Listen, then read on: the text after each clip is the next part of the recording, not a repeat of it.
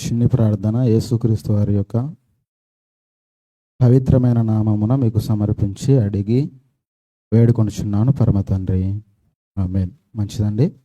చేరవచ్చినటువంటి సంఘ కాపరైనటువంటి రవీంద్రన్న గారికి,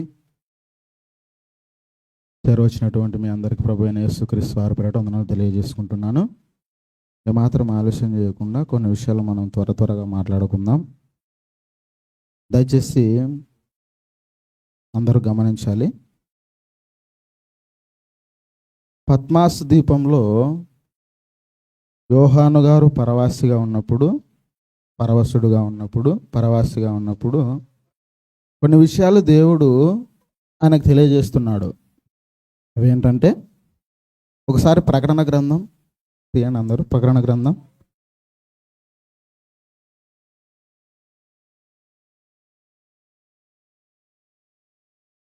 10వ వచనం, మొదటి అధ్యాయం 10వ వచనం చదవండి ఒకసారి. ప్రభువు దినమందు ఆత్మవశుడై ఉండగా భూరధ్వని వంటి గొప్ప స్వరము, నీవు చూచుచున్నది పుస్తకములో రాసి ఎఫెసు, స్ముర్న, పెర్గము, థియతైరా, సార్దీసు, ఫిలదెల్ఫియా, లవోదికియా అను 7 సంఘములకు పంపుమని చెప్పుట నా వెనుక వింటిని. ఇక్కడ రాయబడుతున్నటువంటి మాటలు ఏంటంటే, యోహాను గారు ఒక స్వరాన్ని వింటున్నారంట. భక్తుడైనటువంటి యోహాను గారు ఒక స్వరాన్ని వింటూ, ఆ స్వరంలో ఏమి వింటున్నాడంటే, ఆ స్వరము చూచుచున్నది పుస్తకాల్లో రాసి, ఏదైతే ఆయన స్వరం ద్వారా వింటున్నాడో చూస్తున్నాడో దాన్ని పుస్తకాల్లో రాసి 7 సంఘాలకు ఏం చేయమంటున్నాడంట, పంపాలని చెప్తున్నాడంట. ఆ 7 సంఘాల్లో మనకు తెలిసి ఇక్కడ ఉన్నాయి: ఎఫెసు, స్ముర్న, పెర్గము, థియతైరా, సార్దీసు, ఫిలదెల్ఫియా, లవోదికియా. ఈ 7 సంఘాలకు యోహాను గారు ఏదైతే పరవశుడుగా ఉండి వింటున్నాడో వాటిని రాయమని చెప్పి ఒక స్వరము ఆయన వింటున్నాడంట. ఇప్పుడు ఈ 7 సంఘాల గురించి కాదు కానీ ఒక సంఘాన్ని గురించి మనము బాగా డీప్గా ఆలోచిద్దాం. దయచేసి శ్రద్ధగా వినండి. ఆ సంఘం ఏంటంటే, మొట్టమొదటిగా ఎఫెసు సంఘం. చూడండి, ఎఫెసు సంఘం గురించి ఒకసారి మనం ఆలోచిస్తే 2వ అధ్యాయం 1వ వచనంలో అసలు ఎఫెసు సంఘానికి ఏం రాయమంటున్నాడు దేవుడు చూస్తే, 2వ అధ్యాయం 1వ వచనం, ఎఫెస్సులో ఉన్న సంఘపు దూతకు ఇలాగు రాయము, 7 నక్షత్రములు తన కుడి చేత పట్టుకొని 7 దీపస్తంభముల మధ్య సంచరించువాడు చెప్పు సంగతులు ఏవనగా. చూడండి, యేసుక్రీస్తు వారు ఆయన పరిచయాన్ని గురించి మొట్టమొదటిగా ఈ సంఘానికి పరిచయం చేస్తున్నాడు. 7 నక్షత్రములు తన కుడి చేత పట్టుకొని 7 దీపస్తంభముల మధ్య సంచరించువాడు చెప్పు సంగతులు ఏవనగా. ఎఫెసు సంఘానికి మొట్టమొదటిగా పరిచయం చేస్తుంది ఎవరినంటే, సాక్షాత్తు యేసుక్రీస్తు వారిని పరిచయం చేసుకుంటున్నాడు. చెబుతున్న మాటలు, రాయబడుతున్న మాటలు, మీరు వింటున్న మాటలు, లేదా మీరు చదువుతున్నటువంటి ఆ మాటలు సాక్షాత్తు ఎవరు రాయమంటున్నారంట, ఎవరు చెబుతున్నారంట అని క్లియర్గా ఇక్కడ రాపిస్తున్నాడంటే, యేసుక్రీస్తు వారే కదండి. 7 నక్షత్రములను తన కుడి చేత పట్టుకొని 7 దీపస్తంభముల మధ్య సంచరిస్తున్నటువంటి ఆ మహానుభావుడు ఎవరంటే, సాక్షాత్తు ప్రభు అయిన యేసుక్రీస్తు వారే. ఆ దీపస్తంభాలంటే సంఘాలు, ఆ సంఘపు దూతలంటే సంఘ కాపరులు. ఈ విషయాలు మనందరికీ తెలుసు. ఒకసారి బాగా ఆలోచించండి, ఏం చెప్తున్నాను ఇంతకు. ఎఫెసు సంఘానికి తనను తాను పరిచయం చేసుకుంటూ, చూడండి స్పష్టంగా బాగా మనం ఆలోచిస్తే, నీ క్రియలను 2వ వచనం, 2వ అధ్యాయం 2వ వచనం, నీ క్రియలను, నీ కష్టమును, నీ సహనమును నేను ఎరుగుదును. చాలండి, నీ క్రియలను, నీ కష్టమును, నీ సహనమును నేను ఎరుగుదును. చూడండి, ఎఫెసు సంఘానికి కొన్ని ప్రత్యేకమైనటువంటి చాలా స్పెషల్ లక్షణాలు కనపడుతున్నాయి. ఇక్కడ మనకి స్పెషల్ క్వాలిటీస్ కనిపిస్తున్నాయి. అవి ఏంటంటే, ఈ సంఘానికి క్రియలు ఉన్నాయంట. దయచేసి కొద్ది నిమిషాలు మాట్లాడతా, జాగ్రత్తగా ఫాలో కానీ వినండి. ఈ సంఘానికి క్రియలు ఉన్నాయంట. మనము కొన్ని సందర్భాలు ఆలోచిస్తే, విశ్వాసము ఉండి క్రియలు లేకపోతే మృతం, క్రియలుండి విశ్వాసం లేకపోయినా వ్యర్థమే. వ్యర్థమైన సందర్భాలు మనం చాలా విన్నాం. ఇక్కడ క్లియర్గా దేవుడు యేసుక్రీస్తుల వారు సంఘపు దూతలతో ఆ సంఘం గురించి సాక్ష్యం చెప్తున్న మాట ఏంటంటే, సంఘానికి క్రియలు ఉన్నాయంట. క్రియలంటే పనులు, మనందరికీ తెలిసిన విషయాలే. ఆ క్రియల గురించి ఆలోచించుకుంటూ పోతే ఎంతోమంది తమ విశ్వాస జీవితంలో ఎన్నో క్రియలు చేశారు కదా. అబ్రహాం గారైతే తన కుమారుడైన ఏకైక కుమారుడైన ఇస్సాకును బలి ఇయ్యడానికి కూడా వెనకది అనేటువంటి క్రియ, అదొక క్రియ. విశ్వాసంతో పాటు క్రియలు ఉన్నాయి. ఇలా మనం చూసుకుంటూ పోతే భక్తుల జీవితాల్లో ఎన్నో సందర్భాల్లో మనం చూస్తే వాళ్ళు కేవలం విశ్వాసం కలిగిన వారు కాదు, కానీ వారి విశ్వాసంతో పాటు వాళ్ళకి ఏమున్నాయంట, అదే క్రియలు కూడా ఈ సంఘానికి ఉన్నాయంట. బాగా ఆలోచించండి. దేవుడు చూస్తున్నాడంట, ఆయనకు తెలుసు అని చెప్తున్న మాట ఏంటంటే, నీ క్రియలు ఉన్నాయని నాకు తెలుసు. తర్వాత నీ కష్టము, చూడండి ఎంత కష్టపడే సంఘంగా ఇది ఉందో. కొద్దిసేపులు దీని గురించి ఆలోచిద్దాం. సంఘం గురించి దేవుడే సాక్ష్యం చెప్తున్న సంఘం కదా. యేసుక్రీస్తు వారు తన నోటి నుంచి మాటలు చెప్తున్న ఈ సంఘం గురించి ఏమేమి చెప్తున్నాడంటే, ఈ సంఘానికి బాగా గుర్తుపెట్టుకోండి, క్రియలు ఉన్నాయంట. విశ్వాసంతో పాటు క్రియలు ఉన్నాయి. తర్వాత ఈ సంఘానికి కష్టపడేటువంటి తత్వం ఉంది. దేవుని పని కొరకు కష్టపడే తత్వం. చాలా సంఘాల్లో ఇది కనిపించదండి. దేవుని సంఘం కొరకు, దేవుని కొరకు కష్టపడినటువంటి వారు మనకు బైబిల్లో ఎవరు గుర్తొస్తారంటే, సంఘం కొరకు కష్టపడిన వాళ్ళు ఆది క్రైస్తవులు, అపోస్తలు గుర్తొస్తారు. ఎంత కష్టపడ్డారు వాళ్ళు. ఈడ యేసుక్రీస్తు వాళ్ళు ప్రస్తావిస్తున్న మాట ఏంటంటే, ఎఫెస్సులో ఉన్నటువంటి ఈ సంఘానికి కష్టపడే తత్వం కూడా ఉందంట. బాగా ఆలోచించండి. దీని క్వాలిటీస్ ముందుగా మాట్లాడుకుందాం మనం. ఏమేమి ఉన్నాయి? మొదట విశ్వాసంతో కూడిన క్రియలు ఉన్నాయి. రెండవదిగా కష్టపడే తత్వం. తర్వాత సహనం ఉందంట. సహనం అంటే తెలుసు కదండి. సహనము అంటే ఏ మాట మాట్లాడినా లేదా ఏ పని భారాన్ని భుజాల మోసుకొని వెళ్ళేటువంటి సహనం కూడా ఉంది దీనికి, ఈ సంఘానికి. ఇలా మనం ఆలోచించుకుంటూ పోతే ఈ మూడిని మొదటిగా ప్రస్తావిస్తూ క్రియలను, కష్టాన్ని, సహనాన్ని నేను ఎరుగుదును అంటున్నాడు దేవుడు యేసుక్రీస్తు వారు. తర్వాత ఏం చెప్తున్నాడు? నీవు దుష్టులను సహింపలేవనియు, అపోస్తలులు కాకయే తాము అపోస్తలమని చెప్పుకున్న వారిని పరీక్షించి వారు అబద్ధీకులని నీవు కనుగొంటివనియు. చూడండి, దీనికి ఇప్పుడు కొన్ని సంఘాల్లో ఏం జరుగుతుంటాయంటే, ఎవరైనా సరే పాపం చేసేవారు, ఎవరైనా సరే వక్ర మార్గంలో తీసుకువెళ్ళేవారు, ఎవరైనా సరే అధికారం ఉండి డబ్బు ఇచ్చే వాళ్ళు ఉండి సంఘంలో ఎలాంటి పనులు చేస్తున్నా కూడా కొన్ని సంఘాలు వాళ్ళకి సపోర్ట్ చేస్తుంటాయి. కానీ ఈ సంఘం ఎంత గొప్పదంటే ఏం చెప్తున్నాడంటే ఈయన గురించి, నీవు ఎవరైనా దుష్ట క్రియలు చేస్తుంటే వాళ్ళని అసలుకి సహించవు. ఎంత గొప్ప క్వాలిటీ. చాలా సంఘాలు చూడమండి, డబ్బులు ఇస్తే వాడు ఏం చేసినా, వారు ఏమి చేసినా సమర్థిస్తున్నటువంటి సంఘాలు చాలా ఉన్నాయా లేవా? డబ్బులు ఇస్తే చాలు, డబ్బులు ఇచ్చాడంటే వారు ఏం చేసినా వాళ్ళకి ఏం చెప్పే స్థితిలో ఉండరు. ఎందుకంటే వాళ్ళు తప్పు చేస్తున్నా కూడా తప్పు అని చెప్పే స్థితిలో లేని సమాజంలోకి సంఘాలు వెళ్ళిపోతున్నప్పుడు ఈ సంఘం కనువిప్పు కలగజేస్తున్న మాట ఏంటంటే, ఈ సంఘాన్ని దేవుడు హైలైట్ చేస్తూ ఏం చెప్తున్నాడంటే, నీవు దుష్టులను సహించలేవు. నీకు అసలుకి నీకు దుష్టులను చూస్తే సహించే గుణం అనేది అసలుకి లేనే లేదు. లెక్క చేయవు వాళ్ళని. నీవు దుష్టులను సహించలేవనియు, తర్వాత అపోస్తలులు కాకయే తమ అపోస్తలమని చెప్పుకున్న వారిని పరీక్షించి వారు అబద్ధీకులని నీవు కనుగొంటివి. చూడండి, అసలుకి ఎంత నాలెడ్జ్ కలిగిన సంఘం అంటే ఇది. ఎవరు అపోస్తలులో, ఎవరు అబద్ధీకులో, ఎవరు దేవుడి నుంచి పంపబడిన వారో, ఎవరు నిజమైన వాక్యాన్ని కలిగి వాక్యం చెబుతున్నారో, ఎవరు అబద్ధమైన మాటలను, కళ్ళబొల్లి మాటలను, కల్పనా కథములను ఎవరు చెబుతున్నారో గ్రహించేటువంటి టాలెంట్ కూడా ఈ సంఘానికి ఇచ్చాడు దేవుడు. ఇప్పుడు ఒకసారి బాగా ఆలోచించండి. బయట ఉన్నటువంటి ఎన్నో సంఘాలతో ఆలోచిస్తే ఈ సంఘం ఎంత స్పష్టంగా కనిపిస్తుందో మనకు అర్థం కావాలి. అందుకోసం మాట్లాడుతున్నా కదా. ఏది కల్పనా కథలో, ఏవి కల్పితాలో, ఏవి నిజాలో, ఏవి సత్యమో ఎరుగక బయట ఉన్న సంఘాలు చాలా ఉన్నాయండి. వాస్తవమా కాదా?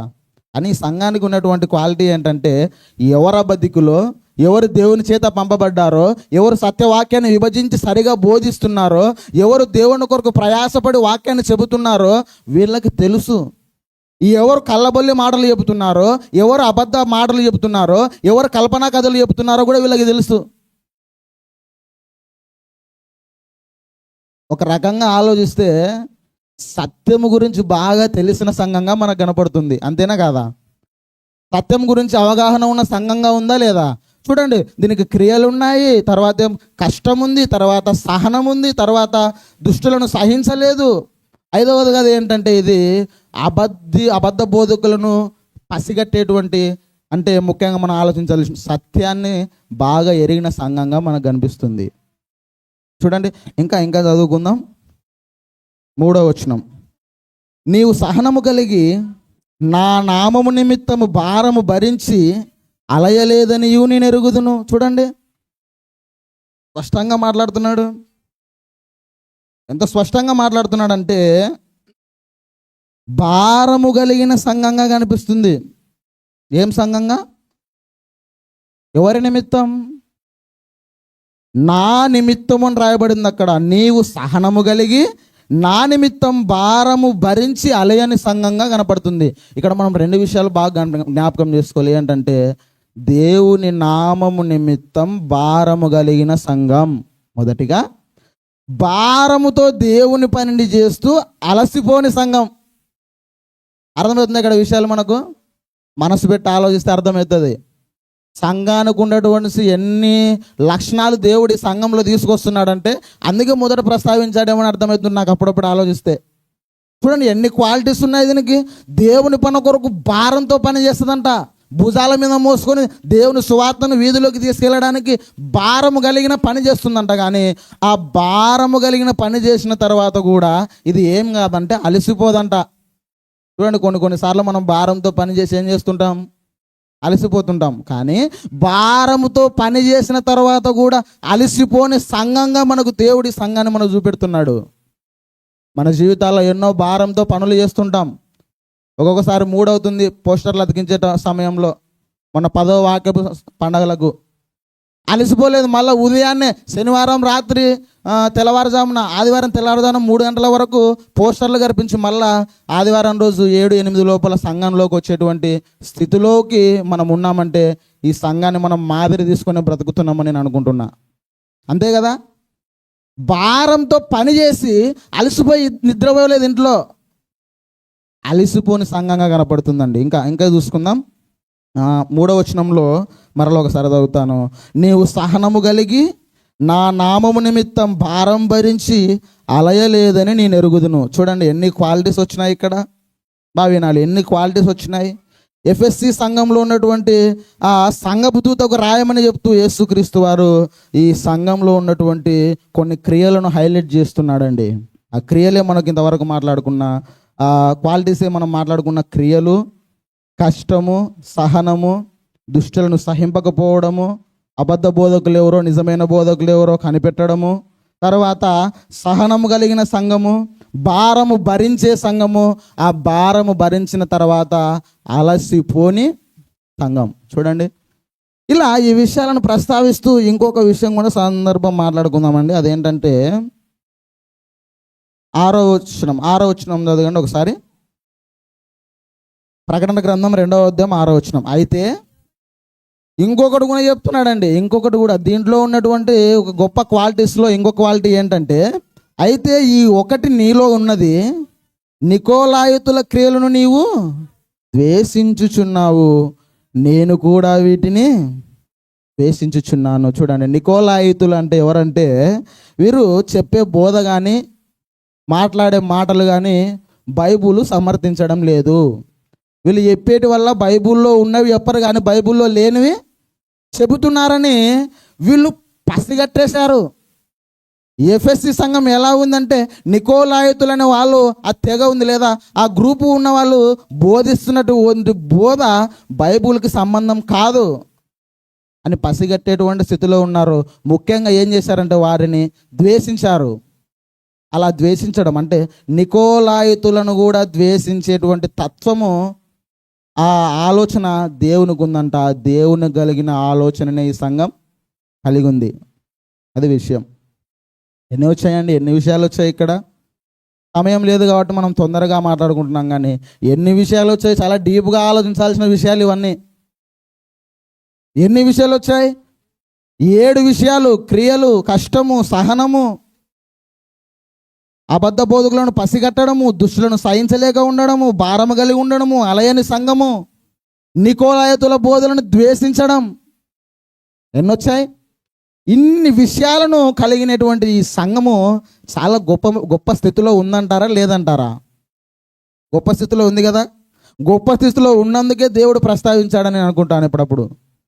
చూడండి, అసలుకి ఈ 7 సంఘాల్లో మనకు కొన్ని సంఘాలు ఈ సంఘానికి ఉన్న క్వాలిటీస్ లేవు. 7 సంఘాలు ఉన్నాయి కదా, ఆ 7 సంఘాల కల్లా చాలా మంచి క్వాలిటీస్, చాలా గొప్పదైనటువంటి ఆలోచన విధానంలోకి వెళ్ళేటువంటి, కష్టపడేటువంటి, సహనం కలిగినటువంటి, భారం కలిగినటువంటి సంఘంగా మనకు కనిపిస్తుంది ఎఫెస్సులో ఉన్న సంఘం. ఎంత గొప్ప సంఘం కదా, ఎంత ఉన్నతమైనటువంటి స్థితి కదా దీనికి.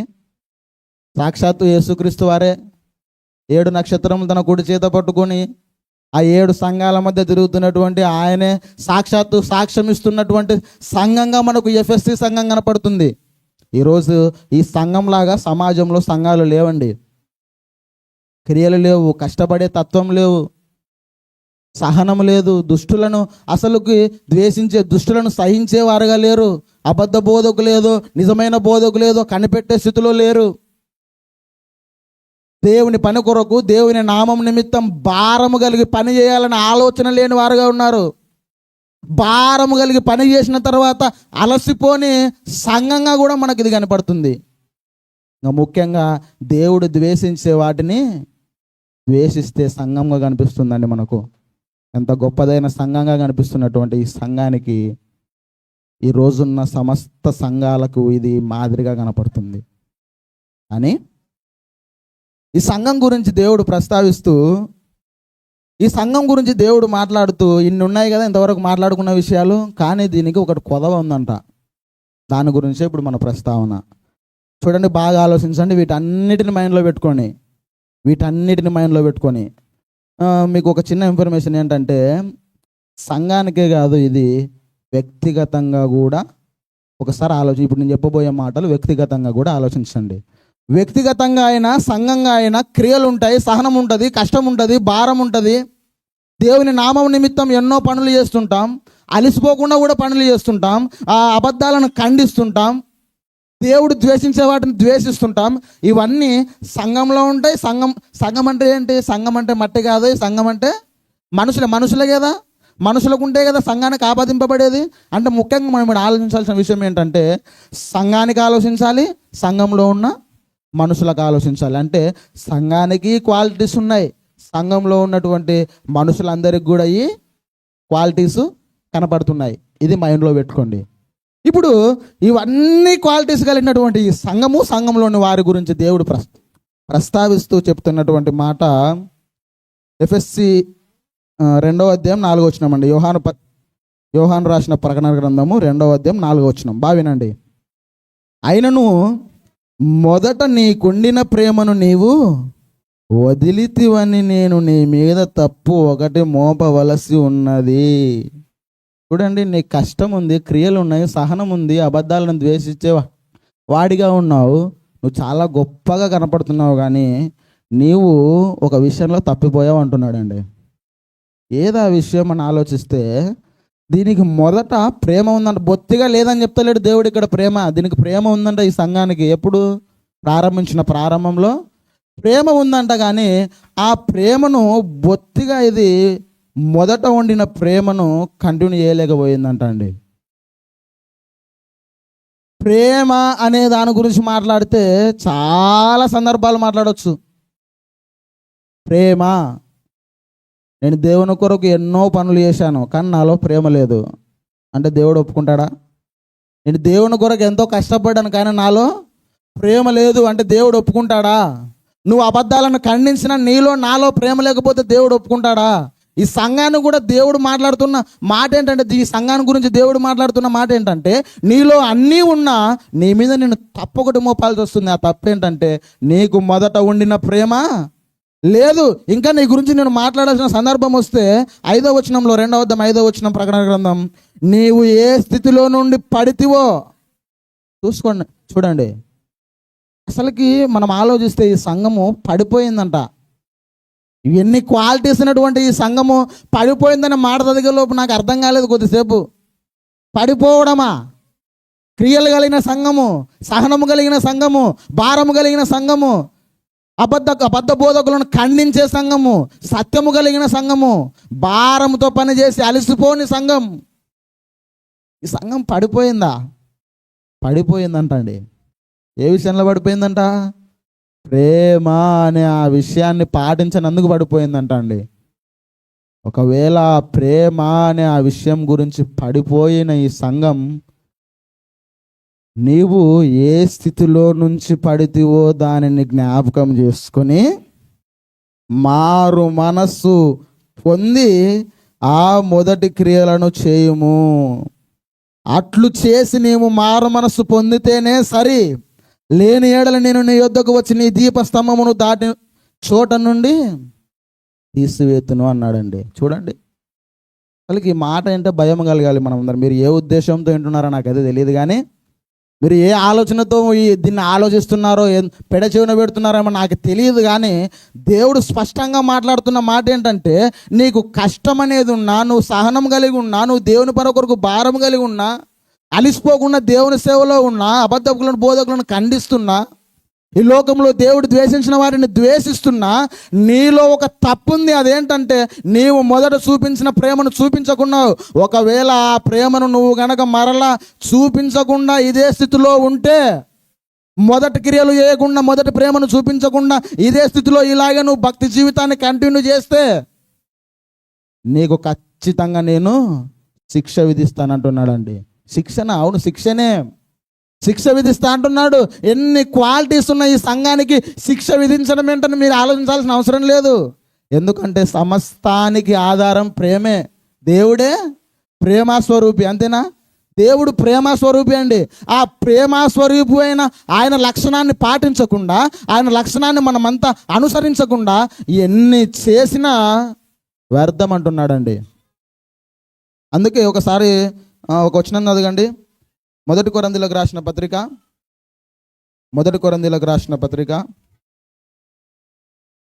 13వ అధ్యాయము 13వ వచనం అండి.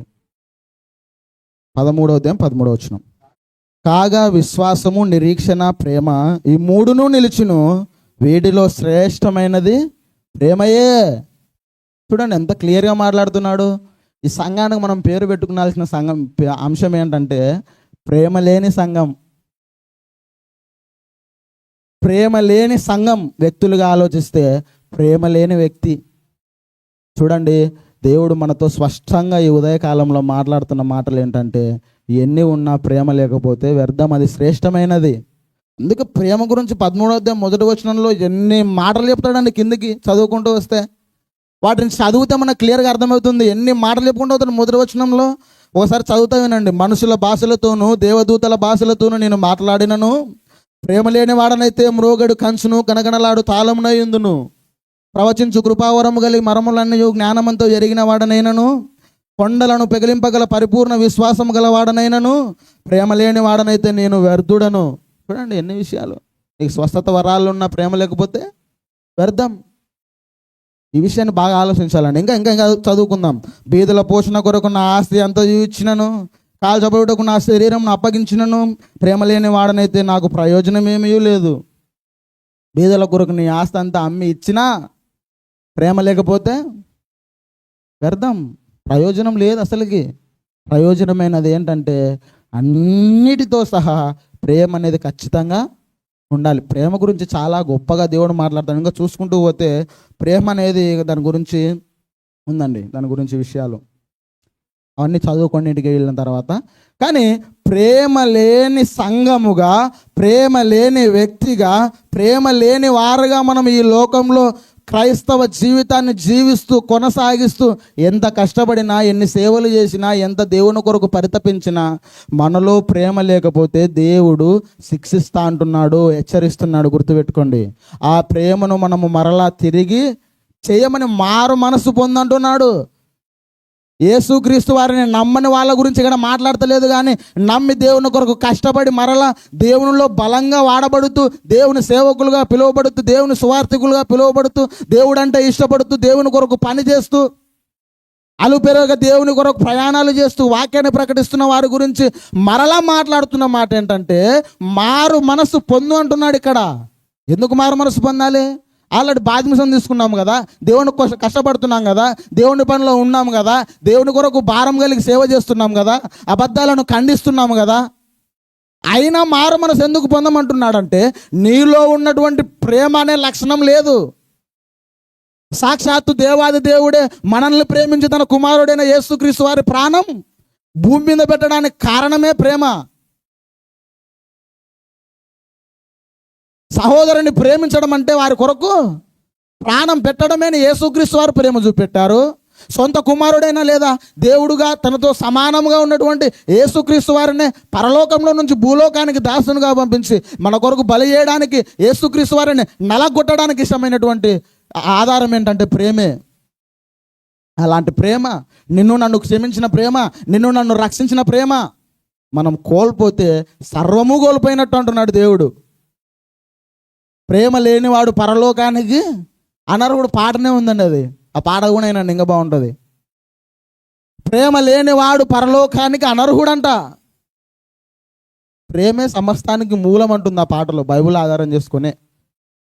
చూడండి, చివరిగా నేను చెప్తున్న మాట ఏంటంటే నాతో సహా మనందరము ఎన్ని క్రియలున్నా, ఎన్ని విశ్వాసపు సంబంధమైన పనులలో మనమంతా బ్రతుకుతూ ఉన్నా, దేవుని కొరకు ఎంత కష్టపడుతున్నా, దేవుని కొరకు ఎన్ని సేవలు చేస్తున్నా, మనలో ఉండాల్సినటువంటి మొట్టమొదటి ప్రధానమైనటువంటి దేవుడు ఆశించినటువంటి శ్రేష్టమైనటువంటి ఒకే ఒక లక్షణము ప్రేమ.